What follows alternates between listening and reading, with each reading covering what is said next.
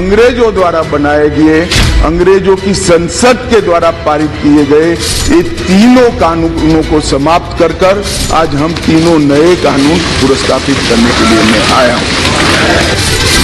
हमने शासन की जगह नागरिक को केंद्र में लाने का एक बहुत बड़ा सैद्धांतिक निर्णय कर हम ये कानून लेकर आए हैं। और इसमें पुलिस अधिकारियों को भी जवाबदेह किया है, वकीलों को भी जवाबदेह किया है और न्याय करने वाले के लिए भी मर्यादाएं रखी। इसमें महिलाओं का और बच्चों का विशेष ध्यान दिया गया है। अपराधियों को सजा हो इसकी चिंता की गई है और पुलिस अपने अधिकारों का दुरुपयोग न कर पाए ऐसा भी। राजद्रोह जैसे कानूनों को एक और हम निरस्त कर रहे हैं तो दूसरी ओर मॉब लिंचिंग जैसे जघन्य अपराध करने वालों को दंडित करने का भी।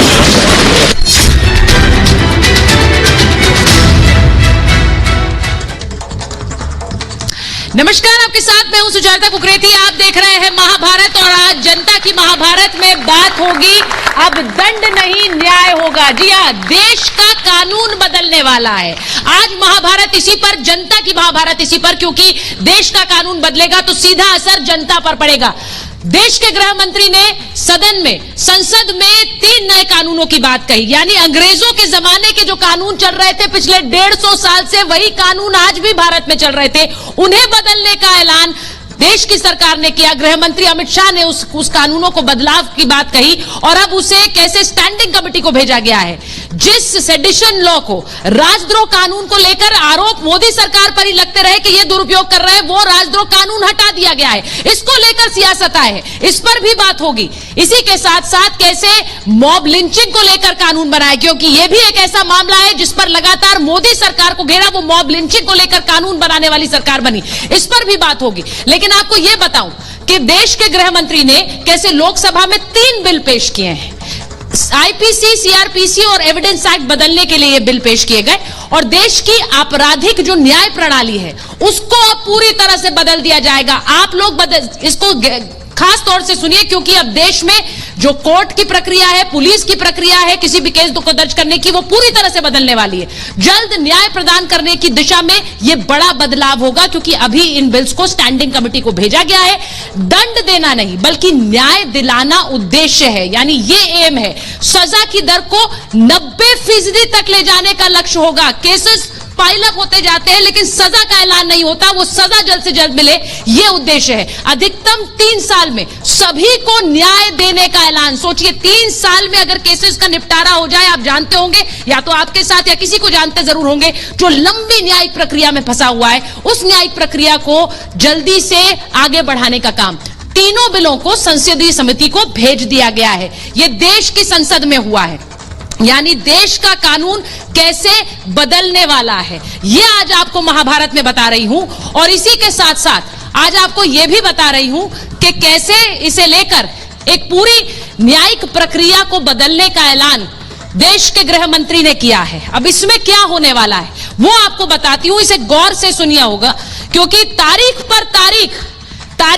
तारीख न मिले, इसके लिए ये कानून बदले जा रहे हैं। फास्ट ट्रैक करना चाहिए कानून। 2027 तक हर अदालत में कंप्यूटर से काम होगा, ये उद्देश्य है। देश में कहीं से भी EFIR की जा सके, 0 FIR होगी, ये भी उद्देश्य है। फास्ट ट्रैक कैसे होगी कानूनी प्रक्रिया? 90 दिनों में चार्जशीट दाखिल करनी होगी और इसी के साथ साथ 180 दिनों के अंदर जांच पूरी करनी होगी। यह समझ लीजिए, 180 दिनों के अंदर जांच पूरी हो, सुनवाई के बाद 30 दिन में फैसला देना होगा, यानी मामले लटके रहे अदालतों में, अब यह खत्म होगा।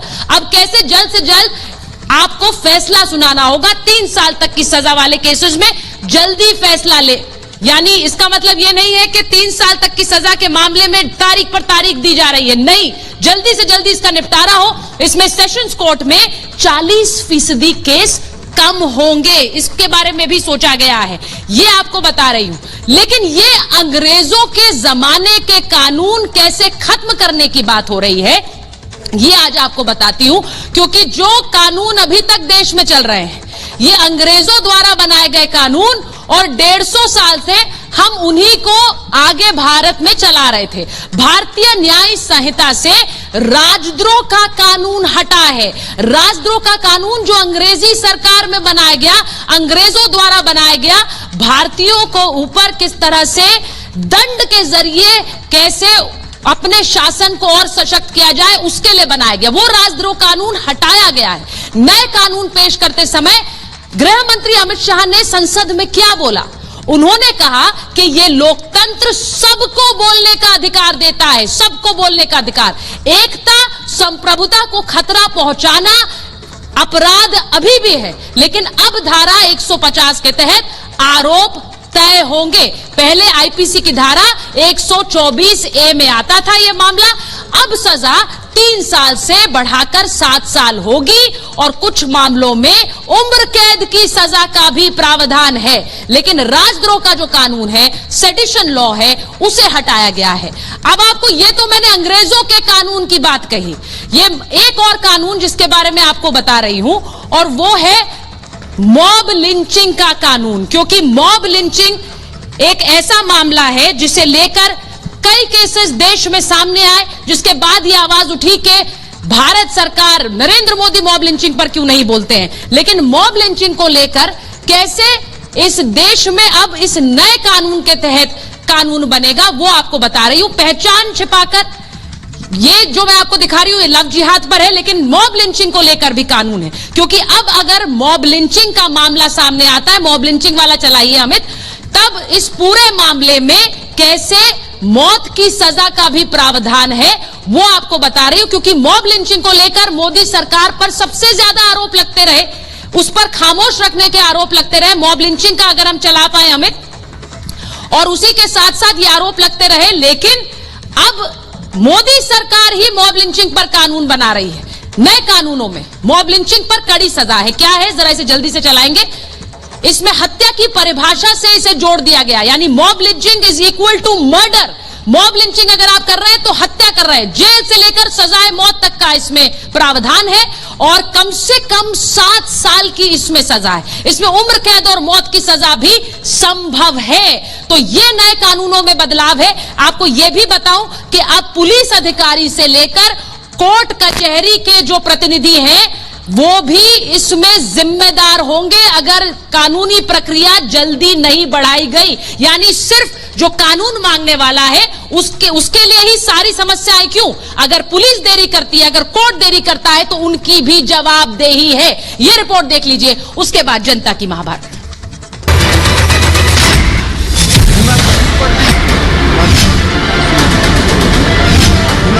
इन कानूनों का उद्देश्य सबको न्याय देना। इंसाफ के लिए भटकते रहे, पुलिस ने केस दर्ज कर लिया, पर न जांच का पता है न सजा का। हिंदुस्तान में दशकों से ही चलता आया, मगर अब नहीं। अंग्रेजों द्वारा बनाए गए, अंग्रेजों की संसद के द्वारा पारित किए गए ये तीनों कानूनों को समाप्त कर आज हम तीनों नए कानून पुरस्कृत करने के लिए मैं आया हूं। इनकी जगह जो 3 नए कानून बनेंगे, इन कानूनों का उद्देश्य सबको न्याय देना हो। कोर्ट, कचहरी, थाने और पुलिस मुख्यालय के चक्कर काटते काटते एड़ियां घिस गई। ये कभी हुआ करता था, मगर अब नहीं होगा। हमने शासन की जगह नागरिक को केंद्र में लाने का एक बहुत बड़ा सैद्धांतिक निर्णय कर हम ये कानून लेकर आए हैं। मैं इतना कह सकता हूं कि हमारी न्यायिक दंड प्रक्रिया, क्रिमिनल जस्टिस सिस्टम के अंदर आमूलचूल परिवर्तन होगा और सबको ज्यादा से ज्यादा 3 साल के अंदर न्याय। अगर आप ये रिपोर्ट देख रहे हैं तो बाकी काम छोड़ दीजिए। 140 करोड़ लोगों के काम की इस खबर को अपने बच्चों और परिवार के साथ पूरे ध्यान से देखिए, क्योंकि अंग्रेजों के बनाए जिन कानूनों का हम भारत के लोग अब तक पालन करते आए, गुलामी की उन बेड़ियों को अब मोदी सरकार तोड़ने जा रही है। संसद में गृह मंत्री अमित शाह ने 3 नए बिल पेश किए, जिसके तहत अब इंडियन पीनल कोड आईपीसी 1860 हो जाएगा भारतीय न्याय संहिता, क्रिमिनल प्रोसीजर कोड सीआरपीसी 1898 हो जाएगा भारतीय नागरिक सुरक्षा संहिता, और इंडियन एविडेंस एक्ट 1872 हो जाएगा भारतीय साक्ष्य बिल 2023। तीनों बिल ऐतिहासिक है। भारत की क्रिमिनल न्याय प्रक्रिया को मजबूत करे, टेक्नोलॉजी का समावेश करने और कोर्ट में जल्दी निष्पादन के लिए इन प्रावधानों का इनकी बहुत आवश्यकता थी। तो देश से भागे हुए आतंकवादियों को कानून के दायरे में लाने के लिए बहुत ही बड़ा मील का पत्थर है। कि इन्होंने अब सेडिशन तो हटा दिया, लेकिन उसके लाए क्या हैं? जो भी नेशनल सिक्योरिटी खतरे में लाएगा उसको गिरफ्तार कर देंगे। स्टूडेंट्स गिरफ्तार होंगे, आपके पत्रकार लोग गिरफ्तार होंगे, कुछ भी कह सकते हैं। ये तो राष्ट्रीय विरोध हो रहा है। दो इनके खास मुद्दे हैं, एक तो लोगों की जुबान को बंद करना और दूसरा पुलिसकर्मियों का और दुरुपयोग होना। ये दो मोटे मोटे मुद्दे हैं। अब इन बदलावों वाले तीनों बिलों को मॉनसून सत्र के आखिरी दिन सदन में पेश किया गया, जिसके बाद उन्हें स्टैंडिंग कमेटी को भेज दिया गया है, जिन पर समिति, कानूनी विभाग गहन मंथन और चर्चा के बाद अपनी रिपोर्ट देगा। Bureau report, Republic Bharat. और आज जनता की महाभारत में आपको बता दूं, क्योंकि देश का कानून बदलने वाला है, तो हमारे साथ बहुत सारे लॉ स्टूडेंट्स भी हैं जो आज अपने सवाल इसी बदलने वाले कानून को लेकर पूछेंगे। देश की जनता हमारे साथ है, लेकिन जो मेहमान जुड़ रहे हैं उनका परिचय आपसे करा दूं। बीजेपी के राष्ट्रीय प्रवक्ता शहजाद पूनावाला जी हमारे साथ जुड़ रहे हैं, तालियों के साथ स्वागत कीजिए उनका। हमारे साथ रुद्र विक्रम सिंह है, वरिष्ठ वकील है, हमारे साथ जुड़ रहे हैं। विनोद बंसल जी वीएचपी के प्रवक्ता है, तालियों के साथ स्वागत कीजिए प्लीज। हमारे साथ जुड़ रहे हैं असगर खान जी, वरिष्ठ वकील हैं सुप्रीम कोर्ट के, और साथ ही विकास गुप्ता जी वरिष्ठ वकील हैं सुप्रीम कोर्ट में। बहुत बहुत स्वागत आप सभी का। मैं शुरुआत शहजाद जी आपके साथ कर रही हूं, क्योंकि एक बहुत बड़ा बदलाव इस देश के कानून में लाई है आपकी सरकार, लेकिन जिस राजद्रोह को लेकर आप ही की सरकार पर इतने आरोप लगे और एक खास लॉबी है जिसने बहुत सारे आरोप आपकी सरकार पर लगाए, अब वो नहीं बोलती है जब राजद्रोह का कानून आप लोग हटाते हैं, जब इसके बारे में गृह मंत्री सदन से कहते हैं कि बोलने का अधिकार सबको है। देखिए, सबसे पहले तो आपको बता दूं कि ये जो तीनों कानून बने थे 1860, 1872 और 1898 में बने थे, ये ब्रिटेन की पार्लियामेंट में बने थे, और उस समय उनकी सरकारों ने अपने शासन का संरक्षण करने के लिए, ना कि नागरिक के लिए कानून बनाए थे। इसीलिए अगर आप उसके प्रावधान भी देखेंगे तो मानव हत्या 302, बलात्कार 376 पे आता था, और सबसे पहले क्या आता था? राजद्रोह 124, पहले आता था शासन के या ट्रेजरी की लूट। तो इसका मतलब इनका केंद्र शासन था, नागरिक नहीं था।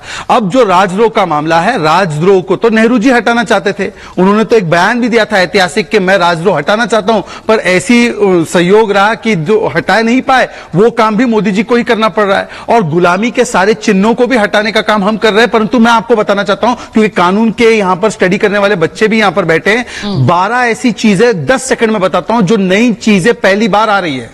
टेररिज्म की परिभाषा हमारे कानून प्रणाली में नहीं थी, टेररिज्म की परिभाषा आ रही, राजद्रोह जा रहा है। मतलब कि स्टेट के खिलाफ कहना यह कोई गुनाह नहीं है, सरकार के खिलाफ कहना गुनाह नहीं है। हां, पर देश के खिलाफ आतंकवाद करना गुनाह है, इसको परिभाषित किया गया है।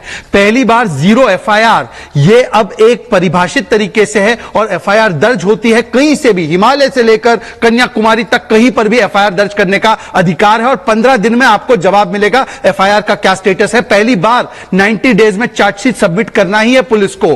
पहली बार ट्रायल के स्टेज में जाने के लिए 30 दिन के अंदर ट्रायल खत्म होने के बाद जज को फैसला सुनाना भी है, मतलब कि किस प्रकार से फास्ट जस्टिस की तरफ हम बढ़े। पहली बार 40 से 50% जो केसेस अटके रहते छोटे छोटे मामले, उसका समरी ट्रायल की प्रावधान कर दिए गए। पहली बार फॉरेंसिक टेस्ट को कंपलसरी कर दिया गया है। पहली बार कम्युनिटी सर्विस को भी जोड़ा गया है, मतलब छोटे छोटे जो चीजें होती है पेटी ऑफेंसेस, उसमें कम्युनिटी सर्विस में भी किया जाएगा, केवल सबको जेल नहीं भेजना है। पहली बार अनुपस्थिति में भी ट्रायल चलेगा। इसका मतलब दाऊद इब्राहिम अगर आए या ना आए, उसके ऊपर केस चलेगा और उसको आतंकवादी घोषित किया जाएगा। यह पहली बार किया जा रहा है। और पहली बार सरकारी अफसर या पुलिस अफसर, उनको सरकारी क्लियरेंस लगती थी, उनके ऊपर ट्रायल चलने के लिए 120 दिन तक क्लियरेंस नहीं आई तो डीम्ड क्लियरेंस होगी, मतलब उन पर भी मुकदमा चलेगा। इसका मतलब पता है क्या? मैं इसको निचोड़ूं तो यह fact, F for fast justice, A for accountability, C for किस प्रकार से सिटीजन फ्रेंडली होगा, महिलाओं के लिए सुरक्षा के लिए उनके रेप के और गैंग रेप की सजा को बढ़ाया गया है, और T for technology, T for terrorism का डेफिनेशन, मतलब फैक्ट के साथ हम लोगों ने इन कानून को बनाया है। ये 3 कानून आपके सामने है। परंतु कुछ लोगों की क्या फितरत है, कर्तव्य पथ रखा जाए राजपथ से तो विरोध में उतर आते हैं। औरंगजेब रोड का नाम APJ अब्दुल कलाम कर दे तो छाती पीटने लगते हैं। जॉर्ज पंचम की मूर्ति हटाकर नेताजी की मूर्ति लगा दो तो वो ऐतराज करते हैं। कुछ लोगों ने गुलामी को ही अपना जो है दस्तूर बना दिया है। एक गुलामी के चिन्ह हटने पर वो बहुत मातम मनाते, केवल वही मंडली आज मातम मना रही है। बाकी का देश, पूरा देश इसका स्वागत कर रहा है कि आज हम भारतीय न्याय संहिता को आगे बढ़ा रहे हैं, तो इसका स्वागत होना चाहिए। ठीक है, अगर शहजाद जी की बात से आप सहमत हो तो ताली बजाकर उनको बता दीजिए कि आप सहमत हैं। मुझे लगता है कि जनता कैसे बताएगी, यहां वोटिंग तो हो नहीं रही है। तो जो वक्ता बोल रहे हैं, अगर आपको लगता है वो सही बोल रहे हैं तो आप ताली बजाकर संकेत दीजिए कि आप सही बोल रहे हैं। मैं एक बार जरा विकास जी आपके पास आ रही हूं। 150 साल तक सर 1857 की क्रांति हुई, 1860 में आईपीसी लाई ब्रिटिश सरकार, ये क्योंकि भारतीयों को किस तरह से दबाना, एक ऐसा कानून, उसी कानून को ढो रहे हैं 150 साल तक। अब पूरी प्रक्रिया बदल रहे हैं गृह मंत्री अमित शाह, जो उन्होंने कहा। क्यों नहीं बदल पाए सर इतने साल तक? सुचारिता जी, अगर आप संशोधन या रिपील करके नए कानून लेकर के आना चाहते हैं, हाँ। क्रिमिनल प्रोसीजर कोड में, इंडियन पीनल कोड में, एविडेंस एक्ट में, मुझे लगता है कि लीगल फ्रेटर्निटी या देश के लोगों को कोई इस बात से आपत्ति नहीं है। ठीक है, लेकिन जिस तरह से शहजाद भाई ने कुछ बातें बताई, वो तथ्य कुछ सही थे और कुछ गलत भी थे। उनकी स्पीड इतनी फास्ट होती है कि मैं सारे गलत तथ्यों को नहीं पकड़ पाया, लेकिन कुछ पे प्रकाश जरूर डालूंगा। ठीक है। जो मूलभूत सबसे बड़ी समस्या क्या है इस पूरे जुडिशियल प्रोसेस में, उसको समझने की आवश्यकता है। 4.5 करोड़ केसेस पेंडिंग हैं। इस नए बिल को इंट्रोड्यूस किया कि कहा कि अभी इसको सिलेक्ट कमेटी पे भेजा जाएगा, स्टैंडिंग कमेटी पे पार्लियामेंट की भेजा जाएगा। ठीक है। लेकिन गृह मंत्री ने एक शब्द भी अपने इतने लंबे भाषण में यह नहीं बताया कि जो 4.5 करोड़ केसेस इस देश में पेंडिंग हैं, उनको कैसे खत्म किया जाएगा। क्योंकि अगर जब मूलभूत जड़ समस्या अगर रहेगी, तो आप कितने ही बदलाव, परिवर्तन लेकर के आइए। और मैं जो बताऊंगा कि आपको कितने परिवर्तन, संशोधन इन्होंने इस बिल में किए हैं, जो already by way of judgements already exist करते हैं। लेकिन उनके बावजूद भी ये पूरा का पूरा, आप हाथ उठाना बाद में कंप्लीट कर दूं फिर आप। अरे मेरे हाथ उठा, हाथ आप पे नहीं उठा रहा हूं ना, हाथ अपने चांस के लिए उठा रहा हूं। तो जो पूरे जुडिशियल सिस्टम को क्लॉक किया हुआ है, कल भी जस्टिस गवई ने कहा कि सुप्रीम कोर्ट में 70% गवर्नमेंट की तुच्छ लिटिगेशन है। उन मुद्दों पे एक बार भी सरकार का ध्यान नहीं गया है। अब बात करते हैं जीरो एफआईआर की, एक एक करके लेते हैं सुचारिता जी। जीरो एफआईआर एक ओपनिंग कमेंट सबका हो जाए, उसके बाद काफी लंबा था शहजाद का, काफी लंबा था, उसका आधे वक्त मैं बोल के बता दूं। मतलब विरोध करने वालों की मंडली ज्यादा है। नहीं, मैं विरोध नहीं कर रहा आपका, मैं बता रहा हूं जो आज भी है विरोध की मंडली में तो ज्यादा बैठती है। जीरो एफआईआर का प्रावधान आज भी है। जो अगर ये लॉ स्टूडेंट्स हैं, बच्चे समझते हैं कि जीरो एफआईआर का प्रावधान आज भी है। लेकिन समस्या ये आती है कि पुलिस अधिकांश केसों में बॉडीली इंजरी या रेप या ऐसे मुकदमों के अलावा एफआईआर नहीं लिखती है, और सुप्रीम कोर्ट की जजमेंट आने के बाद भी नहीं लिखती। उन इश्यूज को इन बिल में कोई, ठीक है, आप ये कह रहे, ठीक है, आपने एक इंपॉर्टेंट पॉइंट उठाया। आपने कहा कि सब कुछ कर लो, लेकिन जब पुलिस एफआईआर ही नहीं लिखेगी, रुद्र प्रताप जी मैं आपके पास आ रही हूं, विकास जी कह रहे हैं कि जब पुलिस एफआईआर ही नहीं लिखेगी तो बात कैसे होगी स्पीडी जस्टिस की? कितने लोग हैं, मुझे लगता है यहां पर सिर्फ लॉ स्टूडेंट्स नहीं है, जितने आम लोग भी हैं, किसी ना किसी ने अपनी जिंदगी में हाथ खड़ा करिए, जरा बताइए कोर्ट कचहरी का रुख किया, या किसी को जानते हैं जो कोर्ट कचहरी का रुख कर रहा है तो हाथ खड़ा करिए जरा। किसी को जानते हैं जो कोर्ट कचहरी का रुख कर रहा है, या आप जान रहे हो? हाँ, तो कोर्ट कचहरी का रुख करने वाले लोगों की संख्या कम नहीं है। रुद्र प्रताप जी कैसे जाएंगे? देखिए, पुलिस की भी अकाउंटेबिलिटी, जो नया बिल आया है, पुलिस की भी अकाउंटेबिलिटी इसीलिए सेट की गई है कि अगर कैसे सेट की गई जरा बताइए। ये जो नया कानून है, जब आप इंडियन पीनल कोड और सीआरपीसी जो होती है, क्रिमिनल प्रोसीजर कोड, इसमें जो भी पुलिस वाले होते हैं, मजिस्ट्रेट होता है, या जो भी लॉ के लोग होते हैं, उनकी अकाउंटेबिलिटी तय की जाती है। तो जो नई सीआरपीसी है, इसमें उनके अकाउंटेबिलिटी तय की गई है। दूसरी बात एक मैं कहता हूं कि हमारे शास्त्रों में एक श्लोक है कि स राजा पुरुषोदंड स नेता शासित। मतलब किसी राज्य को अगर आपको देखना है, उसके शासन को देखना है, उसके शासन प्रणाली को देखना है, तो वहां के दंड विधान को देखना होगा। अगर आप वहां के दंड विधान को मानते हैं, देखते हैं, उस दंड विधान से ऐसा देखा जाता है, माना जाता है कि उस देश का शासन कैसा है।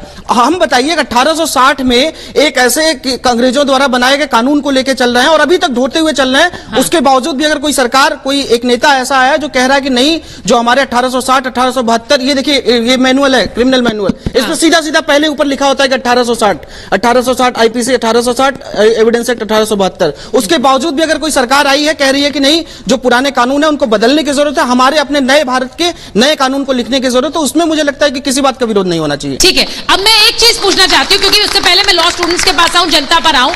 मॉब लिंचिंग को लेकर एक कानून बनाया गया है। अब इस सरकार पर कई बार आरोप लगे, विनोद बंसल जी आपके पास आऊं, असगर जी के पास जाऊं, ये बार बार आरोप लगा असगर जी के भाई मॉब लिंचिंग को लेकर आरोप लगे, आप बोलते नहीं है।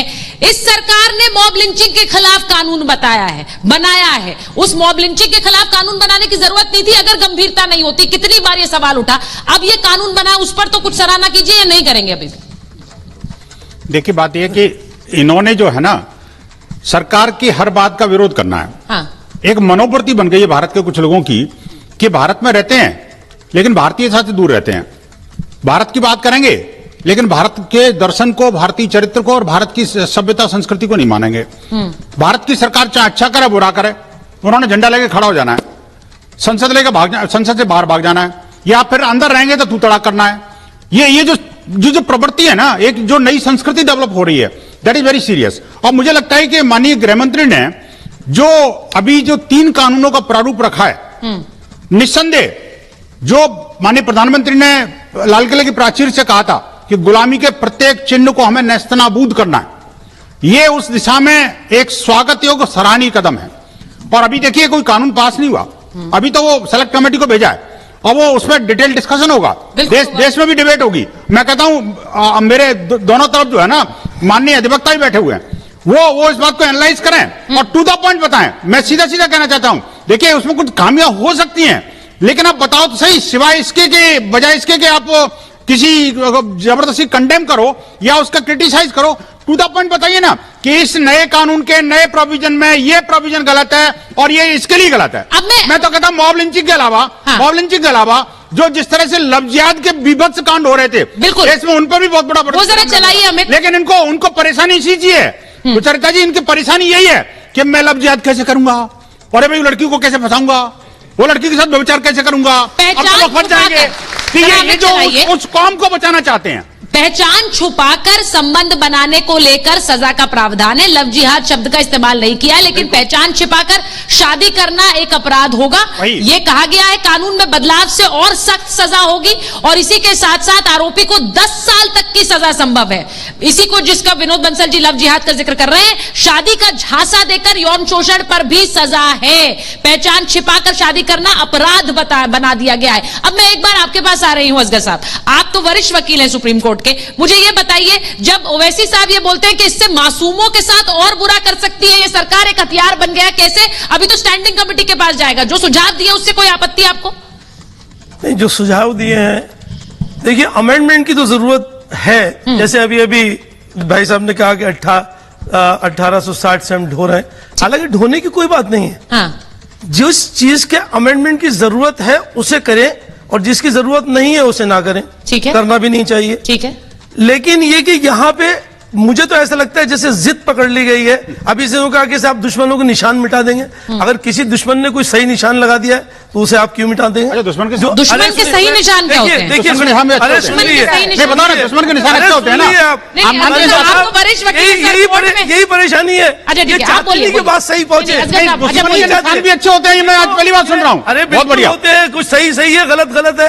आप जिनको दुश्मन मानते हो दुश्मन नहीं है, नहीं, वो आप देश के दुश्मनों के निशान भी अच्छे होते हैं, दुश्मन नहीं है जिनको आप कहते हैं, जिनसे आप डरते हैं वो देश के दुश्मन थे, जिनसे आपकी हालत खराब होती है वो ब्रिटिशर्स थे। आप जिनकी तरफ इशारा कर रहे हैं उनकी बात मत करिए, हम कानून की बात कर रहे हैं। यहाँ कानून की बात, कानून का कौन सा प्रोविजन जितने प्रोविजन इसमें दिए गए हैं, ठीक है, जितने प्रोविजन दिए गए ज्यादातर सब पहले से मौजूद है। अगर हम 0 FIR की बात करें, पहले से वहां मौजूद है और उसका बाकायदा एक प्रोविजन है। और ऑब्जेक्शन बताओ ना, सुनिए, जहां तक ऑब्जेक्शन में बताओ ना, क्यों टाइम खराब कर रहे हो? मैं यही कहना चाहता हूं कि ये कानून नहीं बल्कि ये एक जिद है। जिस चीज की जरूरत है, मैं आपसे एक सवाल करता हूं कि अगर जिस चीज की जरूरत है उसे करें। आप इस मुल्क में कौन सा प्रोविजन है जिसकी जरूरत नहीं है? आप बताओ ना। जरूरत थी साहब, आपने कहा ये कानून नहीं, जिद है। क्या जिद है? कानून ये है, यहाँ का ऐसा प्रावधान है जिसको जिद मान रहे हैं। मंदिर पे कानून का खून होता है, लेकिन सरकार खामोश बैठी रहती है। ये है वो जो इस कानून पे नहीं बोलेंगे, बाकी सब पे बोलेंगे। बिल्कुल असगर साहब बात जो कह रहे हैं वो सही लग रही है मुझे, आप कानून पर बोलिए ना।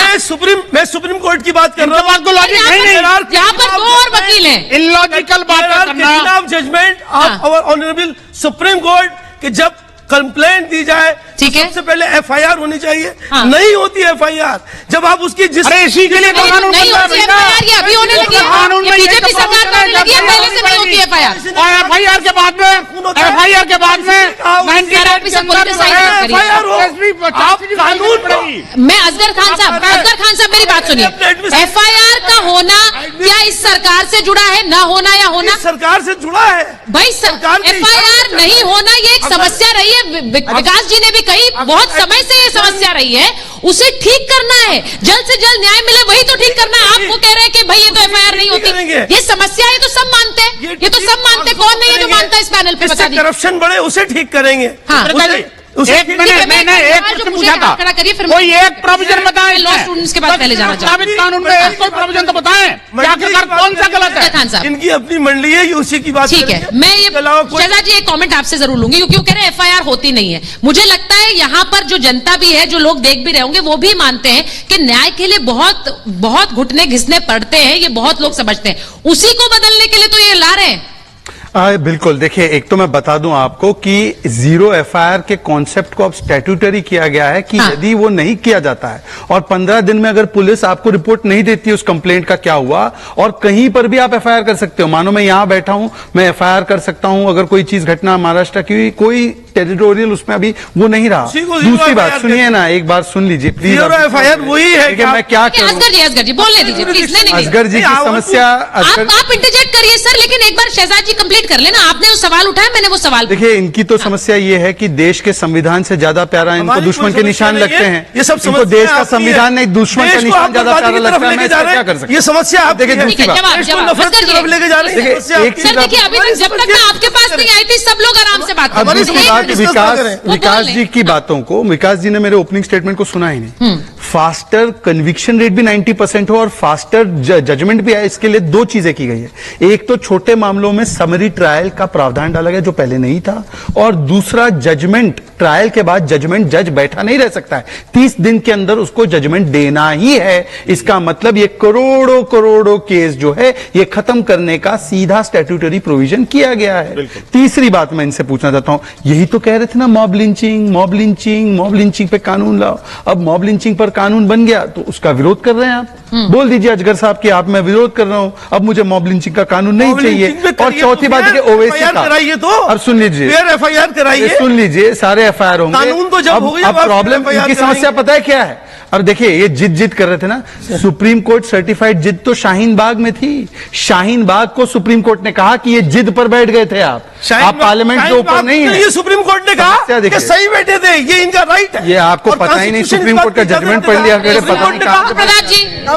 ये इन्होंने अपनी अलग ही कोर्ट बना रखी है। कहा कि सही बैठे तो नहीं, मुझे लगता है कि जितने लॉ स्टूडेंट कॉन्स्टिट्यूशन है, किसी ने नहीं, एजुकेशन कॉन्स्टिट्यूशन, सुप्रीम कोर्ट कहता हूं बार-बार कहा, नहीं सुप्रीम कोर्ट ने कभी ये नहीं कहा। सर, वहां जो सड़कें ब्लॉक की गई थी और लोगों के ऊपर भी कोर्ट ने कहा कि आप लोगों के लिए जो जाने आने का रास्ता है वो ब्लॉक हो रहा है, वो भी तो बताइए। जो लोग वहां इस्तेमाल कर रहे थे, लोग भी खड़े हो गए थे सड़क पर, आप भूल गए क्या? एक लास्ट पॉइंट मैं आपको बताऊं। अजगर जी प्लीज बीच में मत बोलिए लगातार। मैं आपको बताता हूं अजगर जी की कौन सी दुखती रग पर हाथ रखती है। अरे सुन लीजिए ना अजगर जी, बीच में मत बोलिए। आपकी इतनी हैसियत, सुन लीजिए अजगर जी, कृपया करके। बिल्कुल नहीं,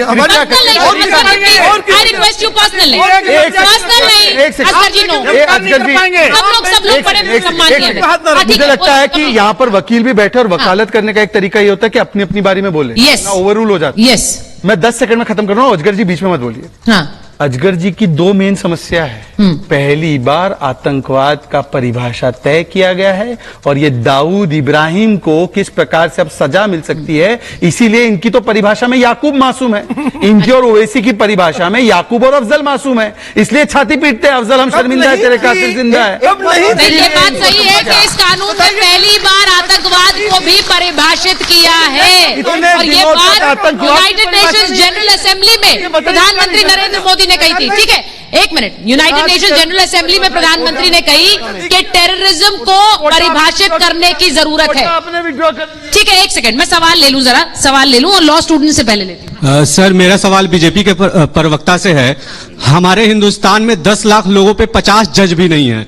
अगर हम कोई चीज बनाते हैं तो सबसे जरूरी है कि हम उसकी फाउंडेशन मजबूत करें। जब हमारे पास जज ही नहीं होंगे, हम 1000 कानून ला लें, हम कैसे बदलाव की तरफ जा सकते हैं? ठीक है, ये वही बात है जो विकास जी ने भी कही। शहजाद जी वो कह रहे हैं कि पहले तो मैन पावर बढ़ानी पड़ेगी। जजेस की नियुक्ति और जजेस का एडमिनिस्ट्रेशन कौन देखता है? कोर्ट देखती है, सरकार देखती है? जरा पूछिए उनसे, लॉ स्टूडेंट है वो, कौन देखता है? सर जो जज जुडिशियरी है सर, वो स्टेट का विषय है सर। अगर स्टेट गवर्नमेंट जजों की नियुक्ति समय पे लेके आएगी, सिविल जज हुए, डिस्ट्रिक्ट जज हुए, तभी तो जजेज आएंगे। इसका कहना है। ठीक है रुद्र प्रताप जी, हाँ इसका जवाब मैं देता हूं। देखिए, जो डिस्ट्रिक्ट कोर्ट होता है उसकी जो संचालन होता है, उनकी नियुक्तियां राज्य सरकार देखती है। तो उसमें ऐसा नहीं कि कोई एक गवर्नमेंट जिम्मेदार है, सारी राज्य सरकारें जिम्मेदार हैं। दूसरी बात मैं आपको आता हूं कि नियुक्तियों पे कि क्या जितने लोग हैं उनके आधार पर हमारे जजेस हैं या नहीं है। देखिए, जजेस जितने हैं मुझे लगता है कि पर्याप्त हैं।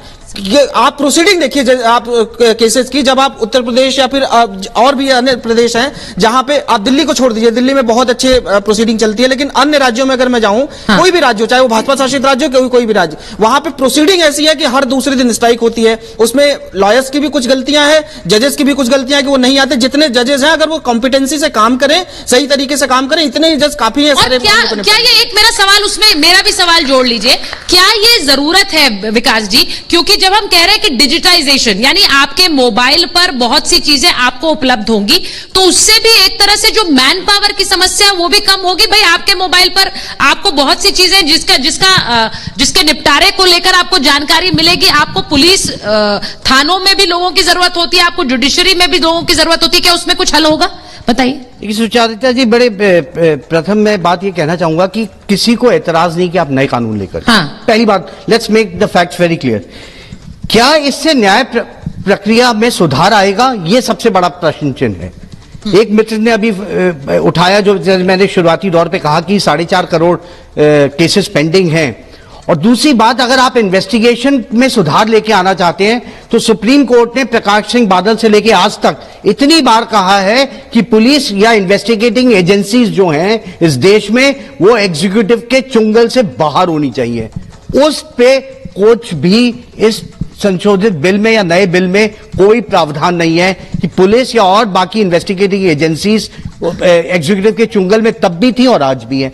जब तक उनको आप, जब 30 सेकंड बोलिए, जब तक आप उनमें मूलभूत सुधार नहीं लेके आएंगे, आप 0 FIR प्रावधान पहले भी था। ये कहना कि आज ट्रायल डे टू डे होगी, तो मैं आपको बताऊं कि CRPC में 309 में पहले भी है कि चार्ज लगते ही डे टू डे हियरिंग होनी चाहिए, आज तक नहीं हुई। वो कानून में है प्रावधान, ऐसा नहीं है कि नहीं है, आज भी कानून में प्रावधान है। समन्स ट्रायबल केसेस, जो वारंट केसेस नहीं है वो समन ट्रायबल केसेस होते हैं, वो उनकी समरी ट्रायल आज भी होती है। तो ऐसा नहीं है, आप ये है कि same wine in a new bottle, लेकिन वो बॉटल और कितनी जहरीली बन सकती है। नहीं विकास गुप्ता जी, मेरा देखिए सुनिए, विनोद बंसल जी, ये जो सवाल बार बार पूछा जाता है, same wine in new bottle कह रहे हैं वो। अब जब पहले राजद्रोह के केसेस का इस्तेमाल लगाने का आरोप करते रहे कि भाई ये सरकार राजद्रोह के केसेस लगा रही है, अब पत्रकारों को बोलने नहीं देती है, उनको किस तरह से वंचित कर रही है, वो आरोप इसी सरकार पर लगते रहे। अब वो जब राजद्रोह को अपील कर रही है तो भी सवाल है, मॉब लिंचिंग को लेकर इतने सवाल उठे, जब उस पर कानून बना दिया तो भी सवाल है।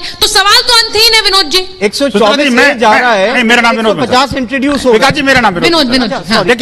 देखिए मैं कहना चाहता हूं कि इसमें ना, मैंने आपको स्टार्टिंग लाइन बताई थी कि कुछ लोगों का काम सिर्फ विरोध करना है। मैं कहना चाहता हूं, देखिए इन्होंने जस्टिस डिलीवरी सिस्टम का बात बड़ी इंपॉर्टेंट कही, मैं अप्रिशिएट करूंगा वो अपने अधिवक्ता का, जो आपके पैनल अपने उसमें बैठे हुए हैं ऑडियंस में, कि वास्तव में ये एक समस्या है देश की कि हमारे प्रोपोर्शनेटली जजेस कम है। ऐसा मैं मानता हूं, हो सकता है सरकार नहीं मानती हो या और जो पैनलिस्ट नहीं मानते हो, लेकिन उसके पीछे कारण ये भी है, उसके पीछे कारण भी है कि जस्टिस डिलीवरी सिस्टम हमारा बहुत वीक है। और उसके पीछे एक बड़ा कारण यह है कि जो बताया कि एक तो स्ट्राइक्स और एक माल फंक्शनिंग, लेकिन इससे ज्यादा महत्वपूर्ण बात जो इस बिल के माध्यम से होने वाली है, जो मुझे समझ में आई, देखिए I am not a law student, but मैं समझ रहा हूं ये कि भी जिस तरह से उन्होंने कहा कि हम SMS के थ्रू क्विक डिलीवरी करेंगे, हम ईमेल के थ्रू सम्मन डिलीवर करेंगे। और अभी जब ईमेल से SMS से सम्मन डिलीवर हो जाएगा, ईमेल से SMS से आपको कॉल आ जाएगा, ईमेल और SMS से आपको जस्टिस मिल जाएगा, तो मैं कहता हूं कि वो तो तुरंत होगा ना। इधर से क्लिक किया नहीं, उधर पहुंचा नहीं। समस्या कानून को लेकर, सबसे बड़ी समस्या कानून को लेकर यही है। लोग कहते हैं कि काले कोट वालों के बीच में फंसना नहीं चाहिए। इस वक्त तो बहुत सारे काले कोट वाले मेरे साथ हैं, अब सोचिए मैं इनके बीच में हूं अभी, पर काले कोट वालों के बीच में फंसना नहीं चाहिए। ये कहते हैं, क्यों कहते हैं? क्योंकि कानून के थपेड़े खाने के लिए पूरी जिंदगी निकल जाती है, वही बदलना है। लेकिन मुझे एक बार मैं कुछ सवाल ले लूंगा, जो आ रही हूँ, आ गई। जी, मेरा सवाल रुद्र विक्रम सर से है। जैसे हमारी स्टडीज में ये बहुत इंपॉर्टेंट और बहुत महत्वपूर्ण एक सब्जेक्ट, क्रिमिनल जो पूरा कोड होता है उसका बहुत ज्यादा महत्व होता है। तो आप मुझे बताइए कि जैसे ये अब कोड इसमें फेरबदल हुआ है, इसमें क्या लगता है कि आप जो लॉ स्टूडेंट्स हैं, जैसे हम कल ही मजाक में कह रहे थे कि हमने 5 साल जो दे दिए उसमें 5 साल पढ़ाई बदल दिया। ये भी कह रहे हैं भाई शहजाद जी बहुत अनफेयर है, ये पूरे वकील कह रहे हैं हमारी पढ़ाई बदल दी, अब पूरी धाराएं फिर से पढ़नी पड़ेगी। ऑन अ लाइटर नोट है ये, मतलब मैं एक दो सवाल और मेरा सवाल सारे ही अधिवक्ताओं से यहाँ पे कि आतंकवाद को एक परिभाषा देने से या फिर दाऊद इब्राहिम की गैर मौजूदगी में मुकदमा चलाने से क्या आतंकवाद कम हो जाएगा? क्या उसकी परिभाषा देने से आपका जो क्या कहते हैं रेट है 90% के ऊपर चला जाएगा? उसको एनफोर्स कैसे किया जाए? बहुत बढ़िया सवाल है, और मैं एक बार जरा चाहती हूँ अमित आप वो ग्राफिक भी चलाएं, क्योंकि ये कहा गया है कि जो लोग भगोड़े हैं, जो देश छोड़कर भाग गए, अब वो सिर्फ भगोड़ों की श्रेणी में नहीं आएंगे, उन पर केस भी होगा, ट्रायल भी चलेगा, सजा भी सुनाई जाएगी, यानी कि वो सजा याफ्ता कहलाएंगे, और वो कहीं भी हो वो सजा याफ्ता होंगे। लेकिन जो सवाल उन्होंने पूछा है उस पर जरा मैं एक बार आ जाऊं। वो ये पूछ रहे हैं, रुद्र प्रताप जी, असगर जी आपसे पूछ लेती हूँ, रुद्र प्रताप जी आपसे पूछ लेती हूँ। वो कह रहे हैं कि ठीक है आपके पास भी आ रही है, वो कह रहे हैं उससे हल क्या होगा, वो तो देश के बाहर ही है। सारे लॉ के बच्चे हैं। क्रिमिनल ज्यूरिस्प्रूडेंस में एक चीज पढ़ाई जाती है कि सबसे जो मेंशरिया होती है, इंटेंशन, वो बड़ा इंपॉर्टेंस होता है क्रिमिनल ज्यूरिस्प्रूडेंस में। तो ये जब नए कानून बने तो हमको इसका मेंशरिया देखना चाहिए, इंटेंशन देखना चाहिए कि सरकार का इंटेंशन क्या है, सरकार क्या चाहती क्या है कि जो हमारे अंग्रेजों के कानून थे, चलिए अब सेक्शन है पढ़ लेंगे हम लोग लॉ के विद्यार्थी हैं, बहुत हम लोग को आता है पढ़ना, पढ़ लेंगे, 320 था पहले 100 है, फिर से पढ़ लेंगे, कोई समस्या वाली बात नहीं है। लेकिन जो अंग्रेजों का कानून था वो हमें बर्दाश्त नहीं है। वो बहुत अच्छा है, मैं तो धन्यवाद देता हूं अपने लॉ फ्रेटर्निटी के माध्यम से कि इस देश के गृह मंत्री का, जो इन्होंने 75 साल में कम से कम ये मादा तो उठाया कि नहीं, जो देश के कानून थे, बहुत सारी चीजें अभी और बदलने की जरूरत है। जैसा ऑनरेबल फॉर्मर चीफ जस्टिस ने कल 2 दिन पहले संसद में बोलते हुए कहा, और भी चीजों को बदलने की जरूरत है। मैं उसके बारे में अभी नहीं बोल रहा हूं, लेकिन कम से कम शुरुआत तो हुई। कम से कम एक गृह मंत्री आया जो कह रहा है कि नहीं, अंग्रेजों का कानून अब नहीं चलेगा। अब ये एक सवाल बड़ी बात है जो उन्होंने कहा, मैं शहजाद जी आपके पास आ रही हूं। उन्होंने कहा कि कम से कम एक सरकार ने इनिशिएटिव लिया, ये आसान नहीं होगा। आप सोचिए जो कानून 150 साल से चल रहा है, मैं जरा अपने दर्शकों को बताऊं शहजाद जी, उसके बाद आप बोलिएगा। 18 राज्यों के साथ कंसल्टेशन, 7 यूनियन टेरिटरीज के साथ कंसल्टेशन, जजेस of supreme court and high court उनके साथ ये कंसल्टेशन, 22 लॉ यूनिवर्सिटीज के साथ कंसल्टेशन है, 142 सांसद, 270 एमएलए, ये सब कंसल्टेशन, और अभी भी वो स्टैंडिंग कमेटी के पास है। शहजाद जी बोलिए। ये किसी ने पूछा अभी कि आतंकवाद को परिभाषित करने से आतंकवाद कम होगा? बिल्कुल नहीं। आतंकवाद को कम करने के लिए स्ट्रांग विल होना चाहिए, और इसीलिए जब 26/11 हुआ तो प्रधानमंत्री हाथ मलते रहे, और जब उरी हुआ तो सर्जिकल स्ट्राइक हुई।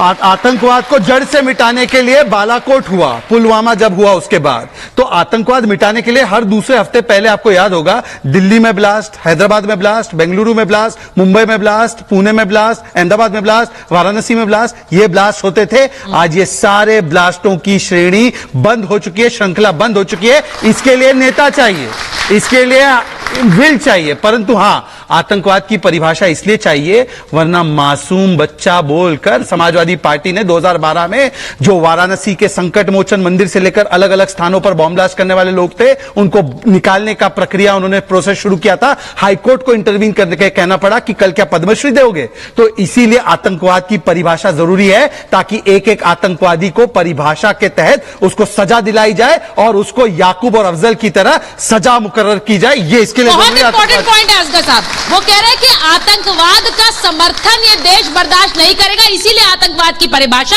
क्योंकि इस देश में हमने देखा है फ्रीडम फाइटर भी कहते हैं आतंकवादियों को, आतंकवादियों को फ्रीडम फाइटर भी कहते हैं। फ्रीडम फाइटर का ये देखा हमने असगर। कानून का अरे बंसल साहब एक मिनट, आप बोलते हो ओसामा जी, ये ओसामा भाई बोलते हैं, हम ओसामा जी बोलते हैं, ये ओसामा भाई कहते हैं, ये कहते हैं याकूब के लिए पैर में बताइए आप आपने जो नफरत फैलाई है पैरवी की, सारा हिंदुस्तान जानता है। ओसामा को बोलने, ये बोलने नहीं देंगे, इनको नफरत लगती है। अरे भाई कानून की बात कर, आतंकवादियों को फ्रीडम फाइटर ना बना दे, इसीलिए परिभाषा जरूरी है। असगर जी इस पर बोलिए। हाँ देखिए, खैर ये जो एब्सकॉन्डर का कानून है, ये भगोड़े वाला, ये तो मुझे लगता है कि किसी बहुत एक्सपीरियंस आदमी ने जो इन चीजों से होकर गुजरा हो, सबने सोच समझ के किया है। बहुत अच्छा, ठीक है, अगर एब्सेंस में भी होता है वो भी ठीक है। तो ये सारी चीजें ठीक है, लेकिन कानून का इम्प्लीमेंटेशन सबके लिए बराबर होना चाहिए। कोई लॉजिक तो बराबर सबके नहीं लिए लिखा। बराबर होना चाहिए। पहले ऐसा ना हो, ऐसा ना हो, ये कैसे तय होगा? ऐसा ना नहीं हो, होगा। ऐसा ना हो। कानून में कहीं असगर को अलग से कोई नहीं दिया। शौकत को नहीं, असगर जी के लिए अलग से प्रोविजन तो नहीं दिया कि आपने, भाई बताओ यार। मुल्क की शान शौकत को जंतर मंतर पे एजिटेशन करना पड़े, ऐसा नहीं होना चाहिए। कानून सबके बराबर, बल्कि सब ऐसा है, मैं कुछ भी जो अभी माय लर्नेड फ्रेंड सेज कि same oil in the new bottle, बिल्कुल ऐसा ही है। आप मुझे उसमें से एक बता दें। अच्छा चलिए, एक सवाल इस पे मैं बताता। अच्छा मैं कुछ सवाल यहाँ पे लोगों के सुन। अच्छा सुनिए, असगर जी उन्होंने आतंकवाद पर बोला, परिभाषित किया गया, ये तो अच्छी बात है। आप नहीं चाहते आतंकवाद को परिभाषित किया जाए, रहने दीजिए, फिर बचाव करते रहिएगा, फ्रीडम फाइटर करते रहिए। कहाँ से होगा? सेक्शन बताओ, कानून आप बताओ, बताइए। सेक्शन और कानून बता दो ना। 21, 22 टेररिज्म कौन से एक्ट? आप पढ़िए ना। कौन से एक्ट? ठीक है, मैं सवाल ले रही हूँ, अच्छा सवाल कुछ ले लूँ। आप असगर जी बताओ ना। हाँ। देखिए मैम, पहले आपको नमस्कार, और हमारे जो गेस्ट हैं इनको हम नमस्कार करते हैं। मैं खुद भुक्तभोगी हूँ, एक समाज सेवक में रेजिडेंट्स का वेलफेयर सेक्रेटरी था, और ऐसे संवेदनशील एरिया में आता था जहाँ में भू माफिया होते थे, जगह कब्जा करके वहां पर ऐसी चीज बनाते थे जिससे उत्पात या वहां पर हानि हो मानव की। मैं आपको बता, कोर्ट के मैं चक्कर काटता, एक आपके डायलॉग से करता हूँ जो फिल्म में पसंद था, तारीख पे तारीख, तारीख पे तारीख मुझे मिलती गई 6 साल तक। कोर्ट से 30,000 कोर्ट से मैं नाम भी लेना चाहता हूँ, डरता नहीं हूँ कि सच्चाई के लिए लड़ा हूं। और दूसरी बात, धमकियां मिलती थी हमें। मैं उन माफिया को कहता था, मेरे आगे से हमला नहीं कर सकते, पीछे से हमला करूंगा तो मैं कुछ नहीं कर सकता, आगे से तुम्हें लेके मर जाऊंगा मैं इस महाभारत में मैं लड़ता रहा, घर के महाभारत से भी लड़ा, बाहर के महाभारत से लड़ा, दुनिया के समाज की सेवा के लिए लड़ा। पर अफसोस होता है मुझे, आज जो नया कानून आया इस नए भारत का, प्रधानमंत्री जी ने, जो अमित शाह जी ने कदम उठाया इस देश के लिए, जो पहले अंग्रेजों का शासन चलता था, अंग्रेजों का रूल चलता था, वो खत्म होगा। गरीब और अमीर लोगों को, जो मिडिल क्लास के लोग हैं, उनको अब न्याय जल्दी जल्दी मिलेगा। और पहले मैंने न्याय भुगता है, लोग चले जाते थे ऊपर, तब चिट्ठी आती थी समन की उनको। ये सत्य है, ये बहुत से लोगों ने देखा है। बैठिए सर, ये बहुत से लोगों ने देखा है भाई। मैंने कहा उम्र पूरी निकल जाती थी और कानून के इंसाफ के इंतजार में चक्कर भी लगाते रह जाते। जी मेरा सवाल ये है इनसे जो बोल रहे हैं इतनी देर से, मैं ये पूछ रहा हूँ, अगर सरकार कानून ला रही है तो आप लोग विरोध क्यों कर रहे हो? उसकी कमी क्यों नहीं बता रहे? पब्लिक को क्यों बरगला रहे हो? आप जो भी दिक्कतें हैं कानून में, आप साफ साफ तो बोल सकते हो कि ये दिक्कत है। ये यहाँ आके सिर्फ शोर मचाना आप लोगों ने। ठीक है, वो कह रहे दिक्कत। मैं असगर जी चलिए एक बात सीधे डायरेक्ट बात हो जाए, दिक्कत क्या है इस नए कानून से? एक एक करके जरा गिना दीजिए दिक्कत। ये सारा का सारा कानून जो आज है, ये जैसे आप फोन पे सर्विस की बात कर रहे हैं, ठीक है, पिछले 3 सालों से ये हो रहा है। कोविड के बाद से सारे वर्चुअल पहले से तो आज आ जाएगा तो क्या विरोध है? नहीं, पहले से अगर है, मैंने तो अभी कहा, माय लर्नेड फ्रेंड, विरोध इस बात का है कि ये सब पहले से हो रहा है या विरोध है? मॉडल आपको सबको इस बात पे एतराज है, बट लेकिन ये बात बिल्कुल सही है। आप मैं बताता हूँ, क्रेडिट लेने की अगर बात करते हैं, मेन बेस को चेंज कीजिए। अच्छा, आप बिल्कुल सही कहा मेरे दोस्त एक लाइन ने कि आप जुडिशरी को बढ़ाइए, 20 सेकंड में आप एडमिनिस्ट्रेशन में 20 सेकंड में समझाता हूं। जब FIR ही नहीं होगी 20 सेकंड में मैं से पूछ रही हूँ, कोई दिक्कत है तो बता सकते हैं, ये पहले से हो रहा है, ये दिक्कत नहीं दिक्कत इनको, इनको दिक्कत नहीं है, नहीं कर पाएंगे, नहीं कर पाएंगे। दिक्कत ये है कि मस्जिद हमला नहीं कर पाएंगे, सिर्फ अब ये भीड़ में अब ये मस्जिद में हिंदू की हत्या नहीं कर पाएंगे। ये है इनकी दिक्कत। मैं आपको एक सही बात बताती हूँ, श्रद्धा जी आ रही हूँ आपके पास। मैं असगर जी आपको एक बात बता रही हूँ, आज जब सुनिए मेरी बात तो सुन लीजिए असगर जी, आज जब इस डिबेट को हमने प्लान किया तो बहुत से लोगों से पूछा कि वो इस पर बोलेंगे।